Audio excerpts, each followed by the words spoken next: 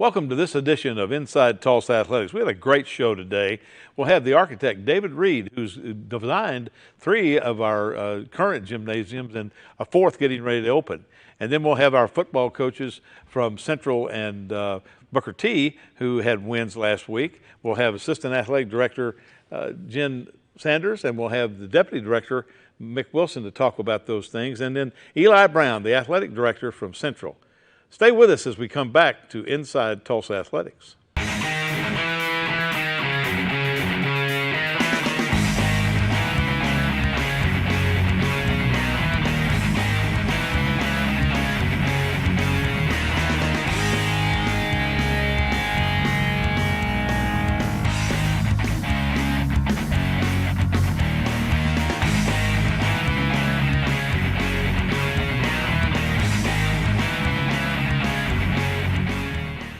Well, welcome to Inside Tulsa Athletics. Our first guest today is somebody who's been very important to the district for quite a few years in developing a lot of the buildings and different kinds of things, venues that we have in our campus. David Reed of Sparks Reed. Thank you for being here today, David. Thank you, Gil. Let's talk about how long you've worked with TPS. Well, it really dates back to 2010 when the bond issue that was passed in 2010 had 3 facilities or athletic facilities in it that was awarded to myself and our firm, which Booker T. Washington's Fieldhouse, Edison, and then Memorial. And they kind of went in that order. We did Booker T first, and then Edison followed right there after that. And then once those were complete, we got to work on Memorial, basketball arena as well. Well, those are great facilities, and now since that time, we've been able to do a facility like that at McLean. Yes, sir. Which is, we're imminently waiting for that opening. Any day now, any day now. Any day now. We're hoping to have it ready before school, but a few things happened and crazy rain this year. The rain has been difficult on construction. I know it's has held us up, and we had a gas line problem, and we had a number challenges, of things. Lots of opportunities we had. Business, we had a lot of management opportunities. We call them in our office, but. So let's talk about sports development and architecture. How do you start a project? Well, the first thing you want to do is meet with the user groups, the coaches, the administration, and identify what is the vision and the goal there. And we'll start from there and then develop an actual program for what spaces need to go into the buildings, as well as just what are best practices.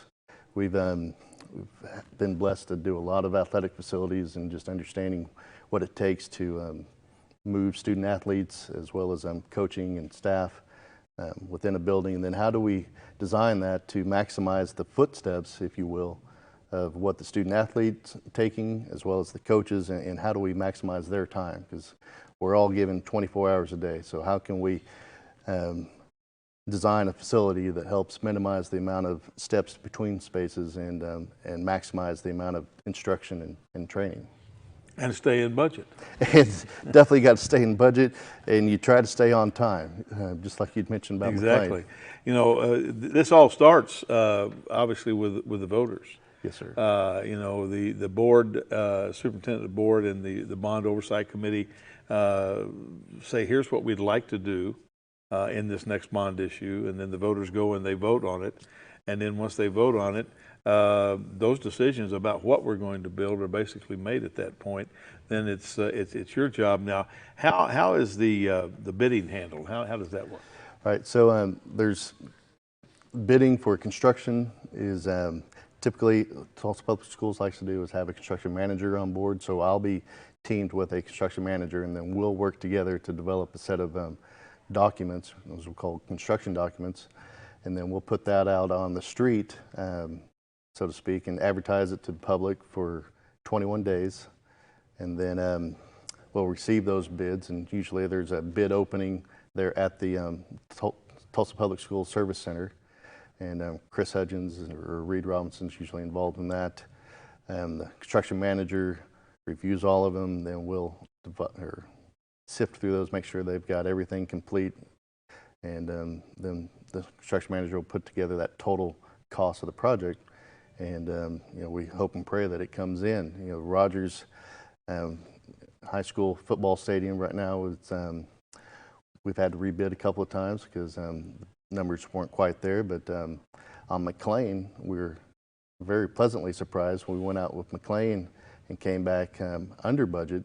So then we were able to add on the auxiliary gym to that project and still keep it all under the original budget that the bond had set.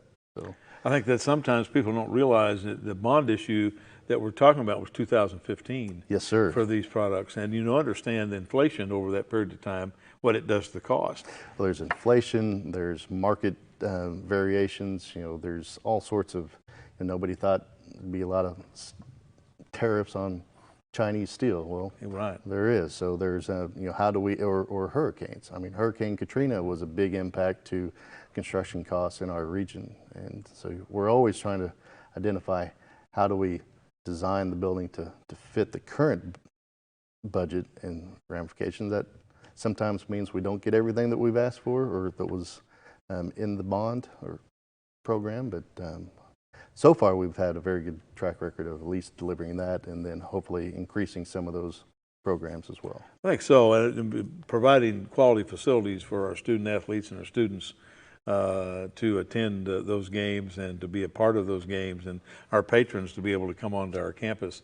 You know, from a public relations standpoint, I think it speaks volumes for the district, because you have people come into our facilities and you only get one shot at a first impression. Yes, sir. And if their first impression is to go to Edison or Memorial or Booker T or pretty soon McLean, yes, sir, they're going to say, boy, these guys have really done a good job, because the facilities are quality facilities. They are, and it shows every student athlete and every parent and everybody in that community that Tulsa Public Schools values their student athletes and values the programs. You know, that was, I believe, a big emphasis in 2010 was how does Tulsa Public Schools develop facilities that wants to keep, or that helps keep our kids to stay here and not migrate to other school districts that have built newer facilities. Kind of build it and they will come, or they will stay. Or they will stay, yes, yes, You know, both. That's the key. I think to be able to, the arms race, the 20 years I spent in college athletics, it filtered down to Division II, where we were out of Division I. Well, I think now it's filtered down to the high schools. Absolutely. There's no question that if they've got a weight room, you got to build a weight room. You know, if they got artificial turf, you got to build artificial turf, and so on. I mean, it's just one of those things. You know, we were fortunate, as you recall, back in 1985 to put in the first turf at Union. Yes, sir. And we thought everybody would follow really quickly, and then we had a downturn in the economy, and it was 7 or 8 years before people put in turf, but now almost everybody has in Tulsa County, and I think it's a economic factor. Real quickly, we got about a minute, but yes, sir. if we could look at we've got a couple of facilities here. This is what the front of the Will Rogers Stadium is going to look like. Yes, it sir. won't be gray. Correct, obviously. correct. But it'll match the building. And then this is, if you haven't been out on North Peoria, this is what McLean's Fieldhouse will look like, along with the auxiliary gym here on the side. Yes, sir. Which really, this day and time is quintessential, because with the number of teams that we have, both boys and girls using the same facilities. So, well, David, we're really glad that you're here. Hey, thank you. And thank you It's for my all honor. the great work you've done with our buildings. And when we come back, we're going to have Jen Sanders, who is our Assistant Athletic Director for Activities and Athletics. How was school today? Mrs. Smith, what are you doing? Recycling. You can't put plastic bags in the blue recycling cart. But you can recycle this milk jug. You can recycle stuff from all over the house. You can recycle this empty box. What about these hangers? Just aluminum and steel cans, paper and cardboard, plastic bottles and jugs. Glass bottles and jars. To learn more, check out TulsaRecycles.com. My dad's always saying a little extra effort now will really pay off later. Here's how you can put in just a little extra effort and help out our schools in a big way. Just switch your checking account to TTCU. It's easy, and every time you use your school pride card, TTCU donates to our schools. So far, over $1 million. They're the only ones doing that. So make the switch to TTCU and be the person who's making a difference for our schools. Welcome back to Inside Tulsa Athletics, and our guest now is Jen Sanders, the Assistant Director of Athletics for Activities and Athletics, and she stays really, really busy with the activities part of her job. So let's talk about volleyball, though. Let's start out with volleyball. Well, you know, our kids have worked really hard over the summer this year, and all of our junior high volleyball teams are filled, so that's good. We got those young kids coming up. You bet. 2 teams with almost every school, except with the exception of a couple. And then, of course, our high school volleyball teams are well underway. They started in August. Right now, we've got Booker T 7-7 in a very tough conference and a couple of very tough tournaments that they played in. And, of course, Edison's doing very well, along with Hale, who's got a new coach this year. You know, all of our kids in volleyball are working extremely hard. Like I said, they play tough conferences, and we're excited to see what they do in the playoffs come mid-October. Boy, so Hale's volleyball is having a good season, too. Isn't that amazing that they started out well in football and now volleyball? That's Well, it turns out that's kind of the key to it all, as you know. It's exciting. It is, yeah. The success breeds success. That's exactly right. The key. So as we look through volleyball season, it seems like volleyball season is not that long, but it does go on a little bit if you stay in the playoffs. That's true. You know, about mid-October is the state tournament. You know, I usually have it on a Monday and Tuesday. This year, the 5A, 6A is going to be in Claremore. 4A, 3A, 4A is usually the 8th and 9th of October, that Monday and Tuesday. So we're excited to see which teams make it. You know, overall, it's just great for our kids to be involved and work hard over the summer to be successful during the season. I'll tell you what, it's great that all of our feeders now are back in the program, because that hasn't been the case, has it? That's true. Yeah, we now have 7th and 8th grade programs throughout the district, in great numbers, actually. You know, most of our teams have between 10 and 15 kids on the 7th and 8th grade. And, you know, even there's been a couple of schools that, you know, have had over 20 try out and they've had to cut them. But like I said, you know, it's really important that we start out with those young kids and get those kids ready and prepare them for when they do get to high school. Yeah. Well, the other aspect of your job deals with cheer. And isn't that exciting? Cheer is a lot of fun. You know, this will be our 2nd year for our Tulsa Public Schools game day competition. Game day is a little bit different than the regular regional cheer competitions. There's no stunting involved in game day. So it's really all about getting out there and showing what you do on a Friday night, which is really crowd leading. You know, they have a band dance, and then they have a situational cue where the announcer gives them a cue, and the cheerleaders have to respond with an offensive or defensive cheer. And, you know, that's important. You know, you think cheerleaders are just out there, you know, doing their thing, but they are obviously always paying attention to the game, because they have to know, you know, which cheers to use during that time. And game day really focuses in on what our kids are doing during the football season. Currently, we have a few schools that have made it into the game day competition, and then we have a few that are on the waiting list. Central Memorial, for a factor, on the waiting list. Webster and Rogers are in the game day state competition that's going to be held on November 3rd. But all of our schools will participate on October 28th at the Tulsa Public Schools game day competition. It's going to be at Memorial High School and Veterans Arena.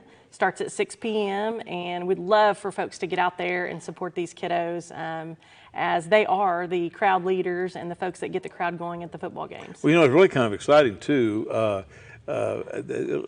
Just talk about how game day competition kind of evolved. It's an OSSA sponsored event. That's correct. It started in Texas, and it's actually been in Texas for years. And I think through the Oklahoma Cheer Coaches Association, many folks were pushing to get game day as part of the OSSA state competitions, because many of our schools, it's difficult to afford all of the tumbling and gymnastics requirements for stunt. And many of our, you know, folks can't afford that. So this game day competition gives cheerleaders a new outlet to showcase their talents without having to do all the stunt requirements of a regional cheer competition. Much less the liability of stunt. True, very true, very Which true. is the rest of the story. So as we go through this, it's interesting that you say 2 are in and 2 are not in. How do you not get in? Well, this year they submitted a requirement that everyone must apply online. And they only took the top 18 schools from 5A, 6A, and then the top 20 schools from 3A or 4A and below. It's a little difficult for us to swallow that maybe not all of our schools got in because their application was maybe submitted at the same time as someone else or a few seconds later, but they time-stamped each one, and like I said, you know, those early bird schools are the ones that got in, and then everyone else is on the waiting list.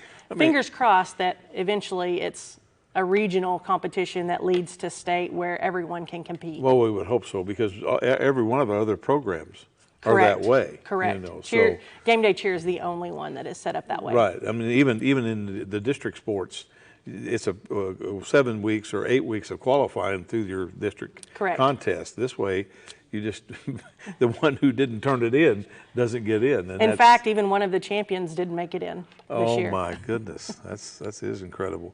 Well, another program that you're in charge of and literally has just exploded, I think, in our district is Bike Club. Talk a little bit about Bike Club. So we're actually, our guys are right now, a group of folks are up at Remington Elementary right now, finishing up, putting together some bikes that are going to be sent out to the kiddos. We have put together probably over 300 bikes in the last year. We'll reach probably closer to 500 this year. These bikes go out. Humble & Sons are one of our sponsors and partners with that, and they help purchase those bikes, and they go out to all of our schools for Bike Club. We added 3 more this year, so now we're up to 21 bike clubs throughout the district. It is just a huge, huge program, and it's getting bigger by the day, and that's largely in part to all of the volunteers that we have working alongside our schools to help promote this great club. We do have something also in the works. We have a bike PE program that we're going to be able to use at various elementary schools, and then in hopes that it's going to be at all of our elementary schools in the future. But you know, we've made a pledge that we want all of our kids to be able to know the bike safety rules, bike and pedestrian safety rules, and obviously know how to ride a bike by the time they reach the 5th grade. So, And that's important, and you know, a lot of times they don't have access to that equipment, and the Bike Club has made that available at those school sites. correct, and it's huge. It is a big part of not only just Bike Club and, you know, learning the rules of the road, but a huge part of that is also some mentorship from folks outside of TPS. You know, every kid needs that one person that's got their back, and that one person that, you know, influences them to be a better kid, better student, better citizen, and really that's a big part of the focus of Bike Club. We couldn't do this without the volunteers, I don't think. They're so intricately involved. Well, Jen, thank you for being here on the show today and talking about the things that you supervise. And, you know, when we come back, we're going to have Eli Brown, who's the athletic director and the head boys basketball coach at Central High School. How was school today? Mrs. Smith, what are you doing? Recycling. You can't put plastic bags in the blue recycling cart, but you can recycle this milk jug. You can recycle stuff from all over the house. You can recycle this empty box. What about these hangers? Just aluminum and steel cans, paper and cardboard, plastic bottles and jugs. Glass bottles and jars. To learn more, check out TulsaRecycles.com. Welcome back to Inside Tulsa Athletics with a special guest today, the Director of Athletics and the head boys basketball coach at Central, Eli Brown. Eli, welcome to the show. Thank you for having me. You have had quite a fall so far. Football team started out 2-0, won the All-City Preview. We're going to have Coach Shaw here right after you, but that was monumental. But there's one other thing that was just a little bit more important than that to your program, your total program. Tell us about Good Sport. Good Sport gave us $100,000 in the late spring into the summer. We put together a video, a 90-second video that was, we tried to show the vision of what we wanted our program to look like. And then we tried to share the story of what our program has come from and what our kids are going through. And I believe we accomplished that in that video, and they felt that, and they understood that we could really use this money. And we got it, we won it, we were very happy, and it's going to go to all our athletics and even cheerleading. and it's going to help these kids and kind of help us stay afloat and keep us in tune with the other districts around us. Well, the big thing you were able to bring back 2 sports. Right, we were able to bring back girls soccer and volleyball. So we have a lot of female athletes at Central who were very anxious and wanted to play more sports than just track and basketball. So when we got the money, we sat down with Mr. Gilly, our principal, and we said, let's bring back girls volleyball and girls soccer, and that's what we did. That's fantastic, and that obviously helps the morale of your students and so on. How did that impact the student body? Well, it was something that, number one, was a shock to all the kids that someone was willing to invest in them. And it shows them that if you do what you are supposed to do and you work hard, people will notice your hard work and they will be willing to help you. But you got to do your part. And so with this, we're able to tell our kids that people are out here wanting to help you. Let's do our part. Let's get together, take strides in the right direction, and people will reach out and reach back and help you. You know, the good thing about when you have something that is positive as that is that it bleeds into all aspects of the school culture. The academic side, the fine arts side, which Central is the fine arts school. That should ultimately, I think, don't you think, enhance that student body over the next period of time? Yeah, more kids want to be a part of athletics because of they see the great things that are going on. Not only because we're winning games and doing things like that, but they see people are getting PR, positive PR, and our academics are following that. Kids know they have to be eligible to participate in sports, so they understand why it's important to stay eligible, to go to class, be there every day, and all that does is make sure that these kids graduate, make sure that these kids see something in their futures. And so it does help the climate of the school because we have more pride. And when kids see that the sports has something positive, it just helps the whole school. And football leads that because they're the first sport and they're the biggest sport.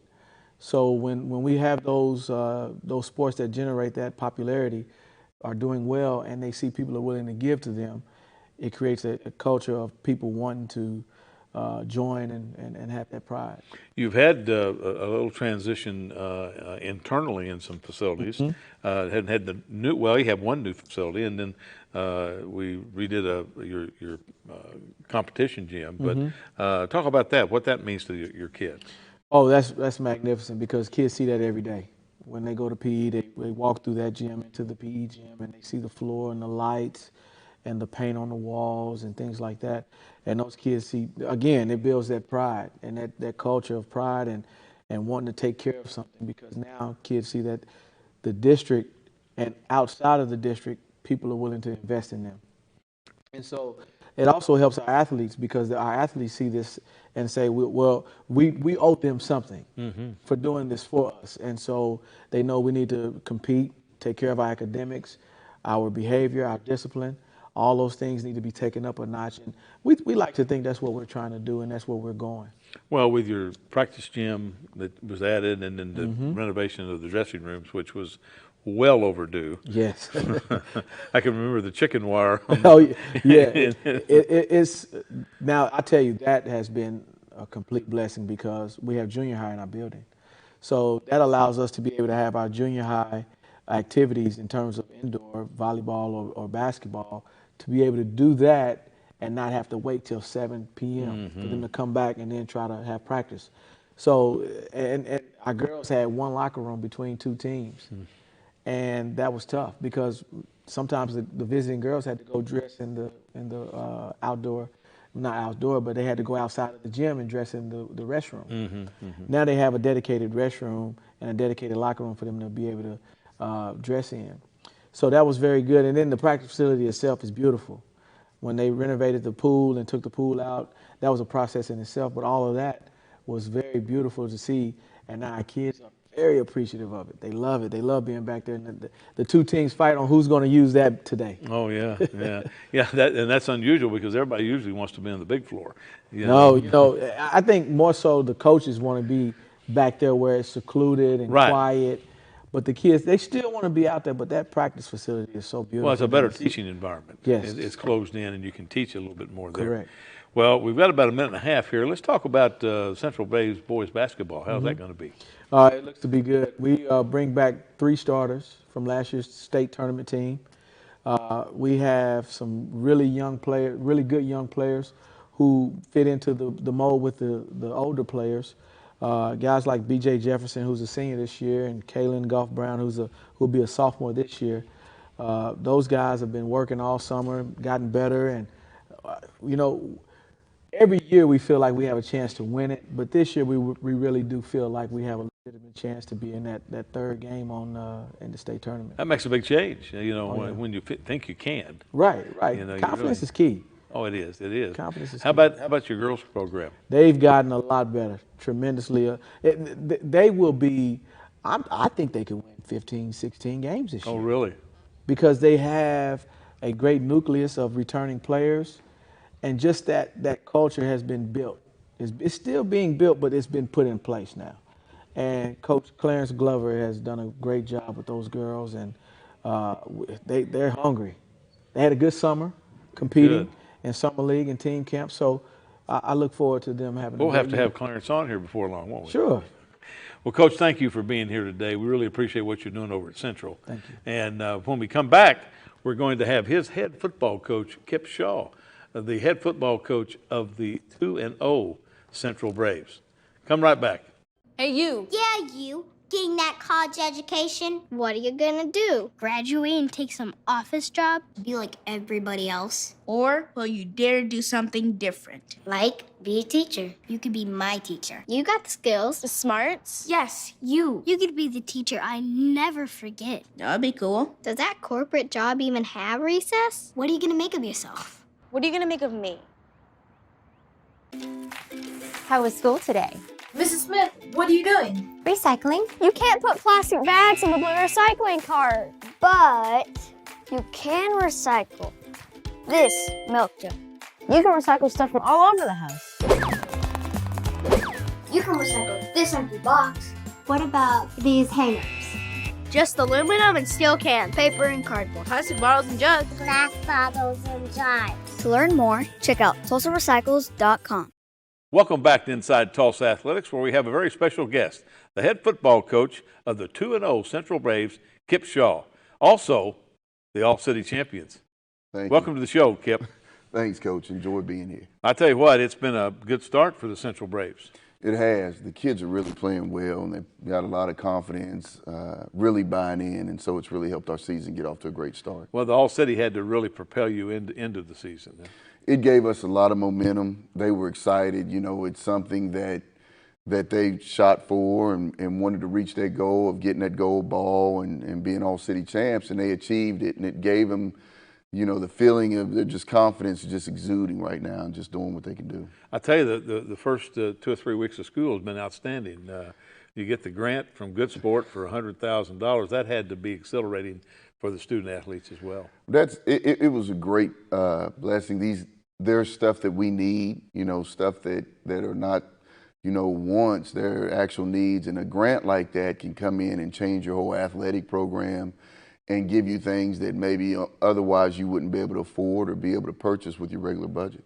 Before we really get into this football here, let's talk a little bit about your other job at Central. What's your other job at Central? My other job is the Dean of Student Behavior.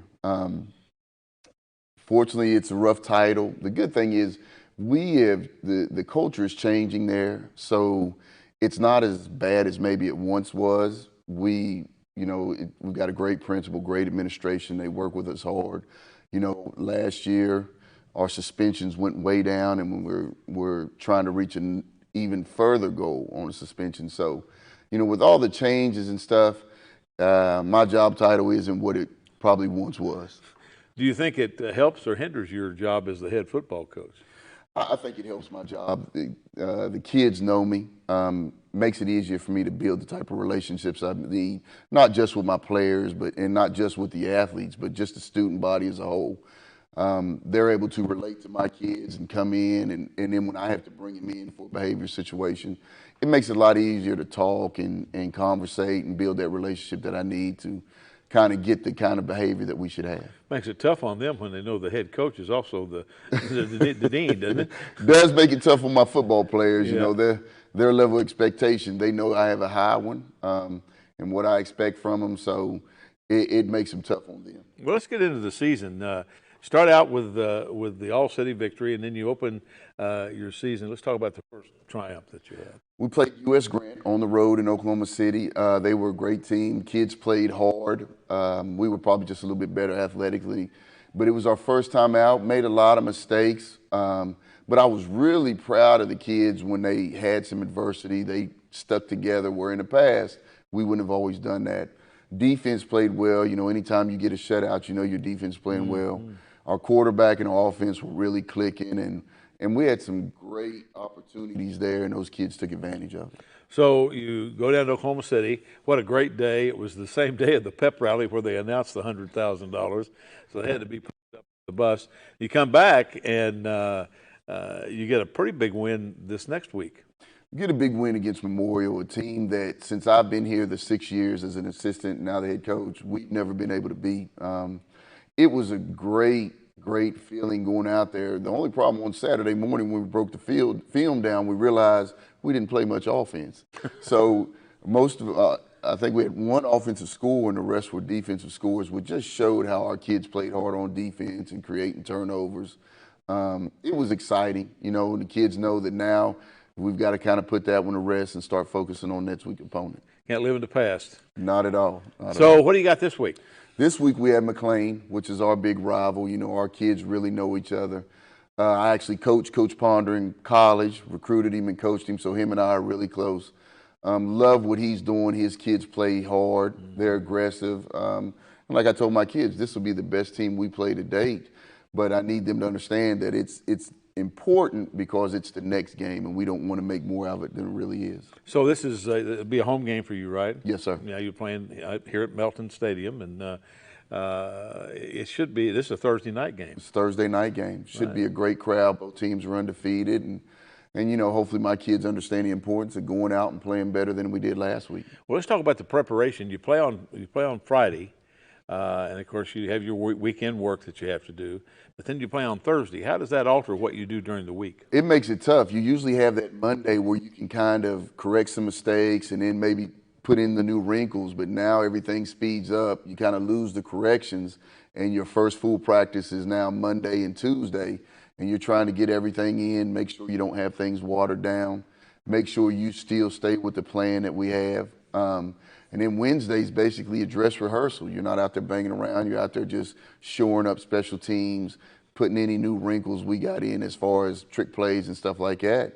And then Thursday you play. So you lose a day of preparation, and it kind of worries the coach a little bit. So we got some trick plays we may have to look for.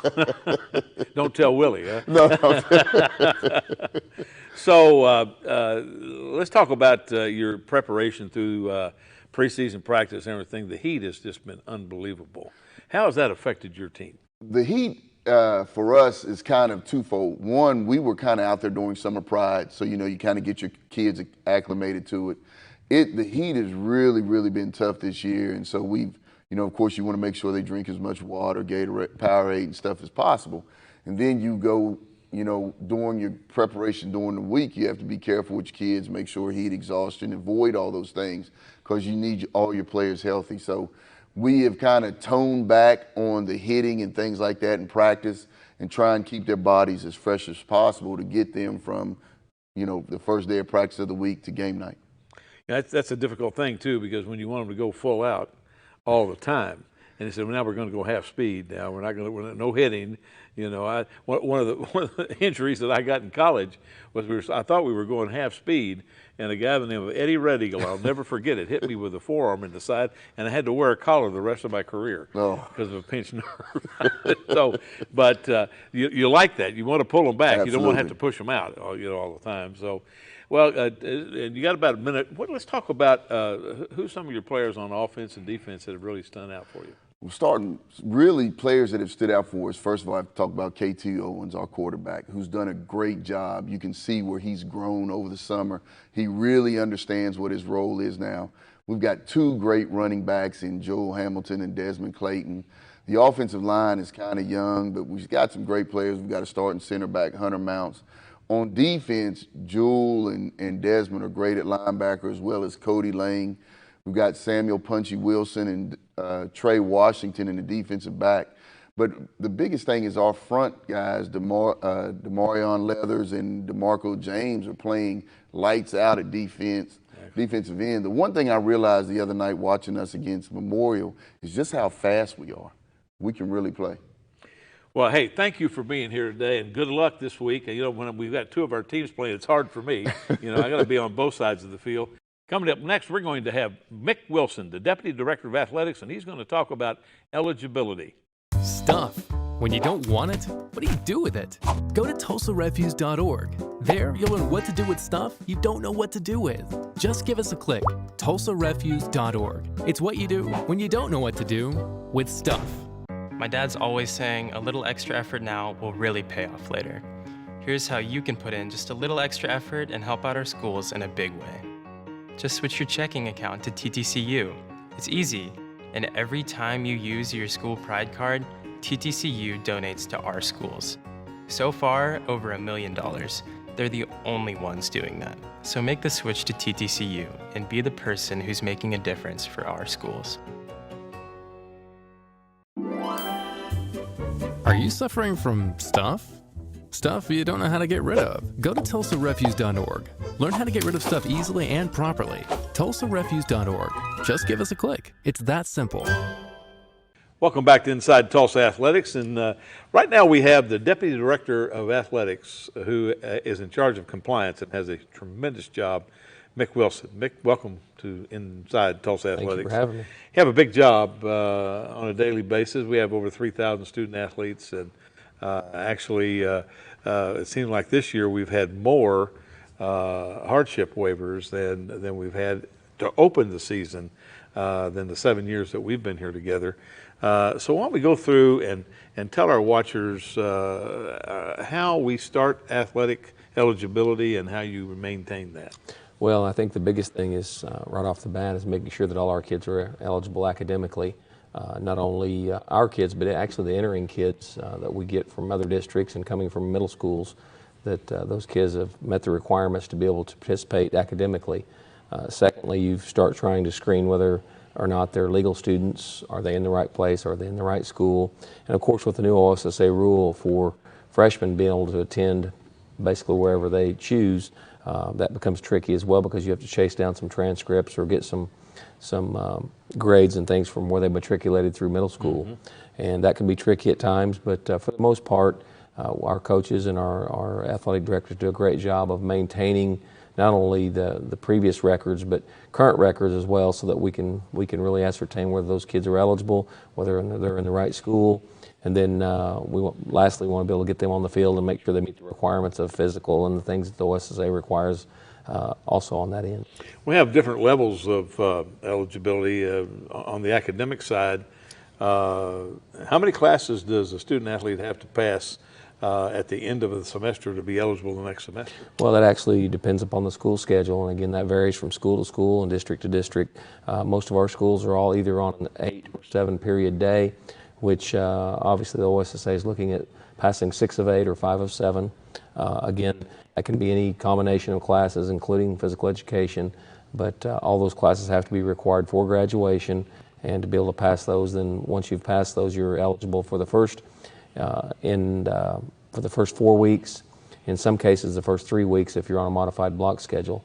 First 4 weeks if you're on a traditional schedule, so that can be a little tricky. I think we only have 1 or 2 schools that are on a modified block, so we vary on dates of grade checks. But once those grade checks begin, we check that on Friday for the following week on Monday, which we'll begin that grading period or that participation period. And if you're able to participate, then everything's a go. If you're failing a class, then those kids will be, the first week be on probation, the second week will be ineligible. And that is basically cumulative. It doesn't go class by class, so if a kid's failing a particular class the first week, gets that grade up in the second week but is now failing another class, then that student athlete will be ineligible during that participation period. And those semester eligibility requirements, we hear the term 6-weeker. What's a 6-weeker? Well, the 6 weeks are the kids that do not meet the academic requirements of 5 of 7 or 6 of 8. Those kids cannot participate until 6 weeks have passed, which I think this year is Monday, September 30th. If they're passing all classes at that time, they can begin participation. Again, if they're failing, they don't get a probation week. They remain ineligible until all classes are being passed at that time. Can they practice? They can practice. They can do everything that's required of any team member. That's conditioning, running, weightlifting, all those kind of things, but no interscholastic competition, which includes scrimmages. Let's talk about, because we seem like we have become more transient in establishing residency. Tulsa for years had open transfer for 9th graders, but the association about 4 years ago went with that same rule. And so a 9th grader can choose a school that will allow them to enter that school. But what happens if you're a sophomore or a junior and want to transfer? Well, that becomes tricky. If you transfer, that's a different story. Now, a bona fide move comes into play, will trump just about anything that you do, as long as that move was made at the end of the semester. If the move's made during the semester, then obviously you finish that semester and then make a choice whether you would like to attend the school that you're currently attending, or if you'd like to attend the new school. But you can't say, well, I'm going to give it a try and then go back. You have to make that choice at the semester in order to continue eligibility. The thing that people, probably the biggest misnomer that we have to deal with, is people always think they're eligible back at their home school. And that was never the case. I don't know where that fallacy comes from, but it's been out there for a while. And it definitely can't happen now that the OSSA rules have changed, that if you establish a way that you can come back and be eligible at your home district, that's actually not true. And we have so many people that make that move and then after the fact realize that, well, now my child's going to have to sit out for an entire year and not be able to participate on the varsity level. Obviously, these students can participate on the junior varsity level if the previous school signs off that they weren't recruited and they left in good standing and those kind of things, but that can be tricky as well. And so we always encourage our parents, and especially the 8th graders, to make sure that you contact our office before making any move. And a lot of people do that, but some don't, and then unfortunately the child ends up being the one that kind of suffers the consequences of a move that was probably should have been either informed or concurred with before it happened.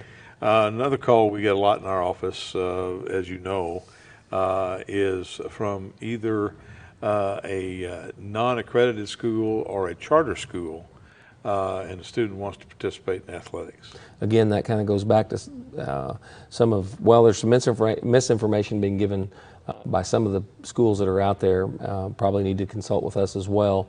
But these kids cannot participate back at their home school if it's not a school of ours. And what I mean by that is we sponsor a lot of charter schools, but just because we sponsor them doesn't mean that they're our school. The only online school that we can participate with is TLA, which is our learning academy. Those kids can participate back at their home school, but they do have to enroll in 1 hour of physical education or the athletic period back at the school in which they reside. So we get that quite a bit. Now, some of the schools that are ours, Phoenix Rising, Met, some of those schools. TLA. Yes, TLA. Those kids can participate in Tulsa Public Schools at their home school, but there's some other things we have to meet there. We have to check academics, make arrangements to do some things like that with those administrators at those schools, but they're usually Dixie Spear at TLA, Michelle Butler at Met. People that we've worked with currently and in the past have been real good about working with us and getting those kids' academic performance and be able to ascertain their eligibility weekly. And if a student wants to go online, TLA is certified by the school as their online school, and that makes them eligible. They'll have to take 1 hour back at their home school to be eligible, wherever they want to, whatever they have designated as their home school where they live. And so it makes it, well, there's a myriad of things we could continue to talk about in athletic eligibility, but Mick, thank you for coming today, taking time out, because I know we have over 50 waivers out there right now. I received a few more today. That we're waiting for. So when we come back, we have Brad Calip, the athletic director and head football coach at Booker T. How was school today? Mrs. Smith, what are you doing? Recycling. You can't put plastic bags in the blue recycling cart, but you can recycle this milk jug. You can recycle stuff from all over the house. You can recycle this empty box. What about these hangers? Just aluminum and steel cans, paper and cardboard, plastic bottles and jugs. Glass bottles and jars. To learn more, check out TulsaRecycles.com. Welcome back to Inside Tulsa Athletics, and now we have the Director of Athletics and the head football coach of the Booker T. Washington Hornets, who come hotly off a win, Brad Calip. Brad, you got a win in the column this week. Yeah, no, it always helps when you can kind of come back from a defeat and have a win. And so, yeah, our kids played well, so I was pretty satisfied with it. Well, let's talk about your first 2 weeks. You had a scrimmage over at Jenks, and then you went to Bentonville and played North Little Rock. Mm-hmm. Tell us about that game. We was in a preview with Jenks and played very well. And then the next week, my quarterback had a concussion. So I had to play a 14-year-old against North Little Rock. So kind of feather that as a head coach. But, we played well. They beat us 19-0, and we did a lot of great things. Defense played lights out.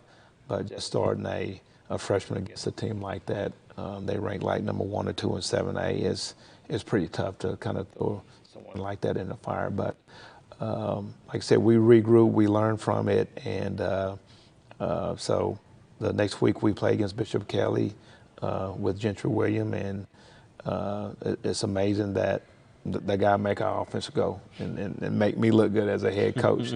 So we're back kind of where we need to be. We still made a lot of mistakes during those 3 games, and we just need to get better week after week. Seemed like that Gentry just gotten better and better.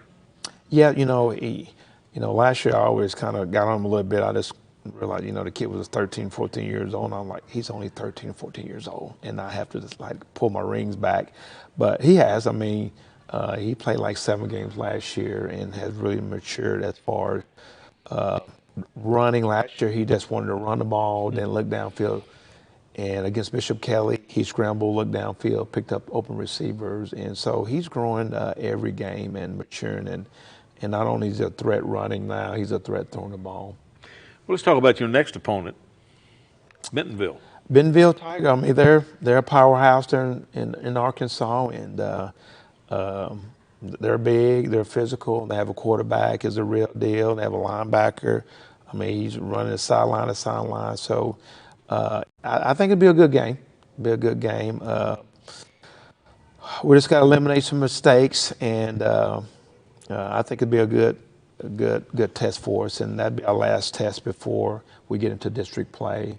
And Bentonville always they're a semifinal or final team there in Arkansas. So it'd be a good test for us, and our kids are ready for the task. And we watch film on them, and they do a lot of good things. But I think it'd be a pretty good game. So I'll invite people out to come and watch us there at S.E.W. Williams Stadium. Well, it'll be great to get to S.E. Williams Stadium after those 2 weeks on the road and then scrimmaging at Jenks. That home cooking will be just a little bit better, I think, than no being doubt. on the road. I mean that's when you have to go on the road all those times, man, it is just so irritating, and just to come back home and be in our backyard and have to travel makes a difference. So, and people don't know the last 2 years we haven't been beat there, so we're just trying to keep the streak going a little bit. There you go. All right. Yeah. Well, when we look at the overall schedule, a few surprises. One real surprise, I think, one of your district opponents in that Bixby Jenks score. I was really surprised at that. When you think of Jenks, they're a powerhouse in 6A, them and Wausau and Union, and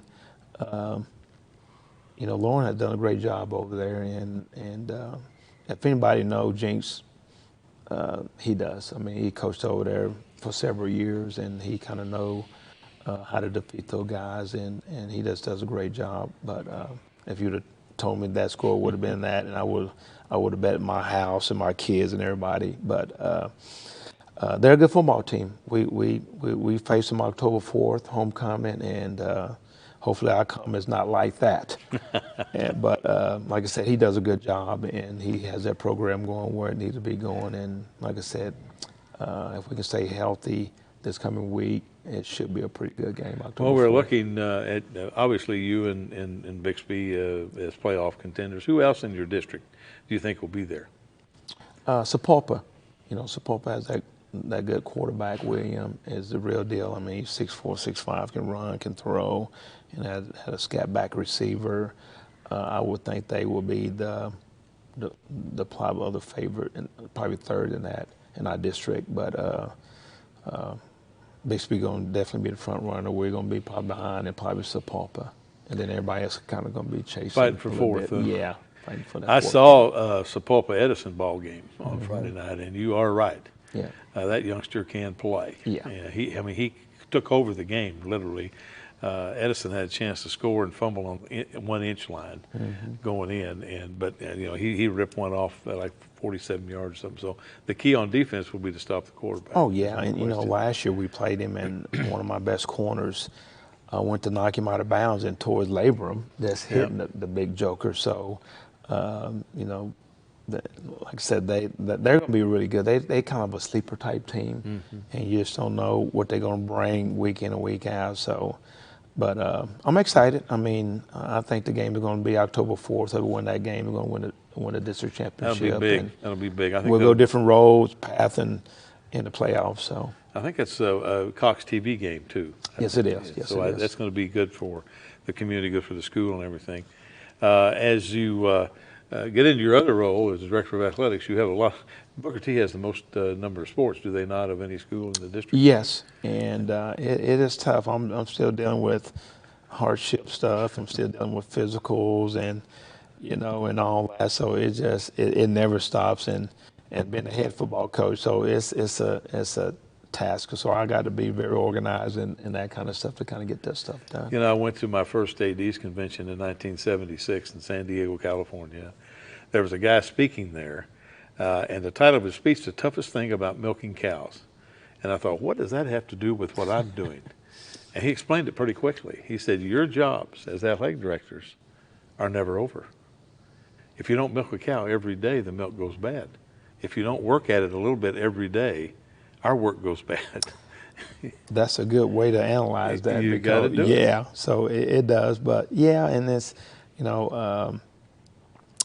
it's fun. Right now we're kind of getting all the physicals done and all that. And right now we're into volleyball now. I have a game tonight and I have to be at tonight. So it never stops. And you got early signing day. And I got, yes. You got commitments and exactly. all that kind of stuff. Well, it's great to have you here, Brad. I'm glad that you're here with us, and good luck this week against Bentonville. Thank you. Appreciate we need to get it. you out there. And when we come back, we'll end up the show with your host, Gil Cloud.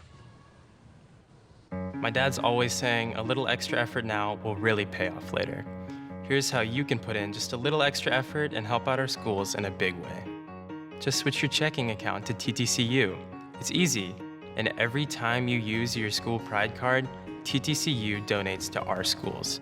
So far, over $1 million.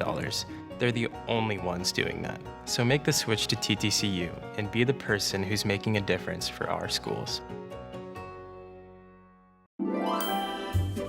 Are you suffering from stuff?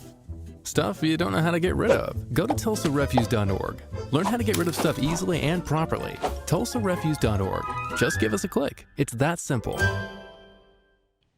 Thank you for watching today. I want to talk about some things that we need to cover for athletics. I think it's important that you understand academic eligibility, and so we had Mick Wilson on talking about that. Residence eligibility is a whole nother issue. Giving an improper address or a false address can constitute ineligibility of a student athlete. We also have a lot of other things. For instance, if you want to attend one of our football games, one of the things that we have in place is that only the students from the two schools that are competing can come and watch those games unless a prior arrangement is made with the site AD, and that would be a team that wants to come and watch the team that they may be playing in the future. That's for the health and safety of our students and our patrons who come to the games. Game management is a critical thing. It's very important that we maintain our stadiums and maintain our gymnasiums and make sure that when people enter our stadiums and gymnasiums, they feel safe and secure at all times. Athletic administration has changed so much over the last few years. I can remember a time when all we did was hire officials and hire coaches and have games.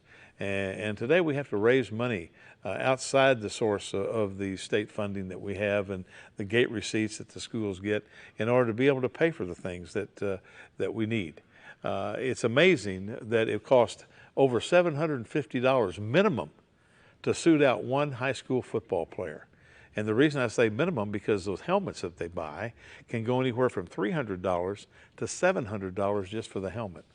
The cost of athletics has certainly gone up, but the price we pay if we don't keep student athletes involved is far greater than the price we pay to outfit them and suit them up. It's very, very important in the future that we look at athletics as being the catalyst for so many positive things in our communities and our schools. You know, the Friday night lights, the Thursday night lights, the Tuesday night lights during basketball season, those kids are matriculating at a level that they can physically and hopefully academically in the classroom. We've been very blessed in Tulsa Public Schools for many, many years to have a whole plethora of outstanding student athletes who have come through and walked these halls. We hope to continue that over the next few years. As the district discussed the reshaping of our district, you must bear with us because these are tough times economically. To cut $20 million out of our budget over the next 2 years is going to be a tremendous task. But we all need to be in it together. We need to work hard every day for the benefit of our students. And that's what it's all about. At the end of the day, did that student have a good experience or not? Because that sets the tone, in some cases, for the rest of their lives. The high school experience is so critical. It either moves them into the workforce or it moves them into college. And those things are really, really important if they're going to have a wonderful life the rest of their time. Thank you for watching us today, and we'll be back after these messages from our sponsors. How was school today? Mrs. Smith, what are you doing? Recycling. You can't put plastic bags in the blue recycling cart, but you can recycle this milk jug. You can recycle stuff from all over the house. You can recycle this empty box. What about these hangers? Just aluminum and steel cans, paper and cardboard, Plastic bottles and jugs. glass bottles and jars. To learn more, check out TulsaRecycles.com. Thank you for watching Inside Tulsa Athletics today. We had a real plethora of guests from the architect to the deputy director of athletics. And we certainly hope that you enjoyed the show and picked up some information that you may not have known before. It's always an interesting business to manage athletics and manage kids, and we certainly are glad that you watched. Stay tuned as we'll be taping another new show on September the 23rd to be played on the 25th.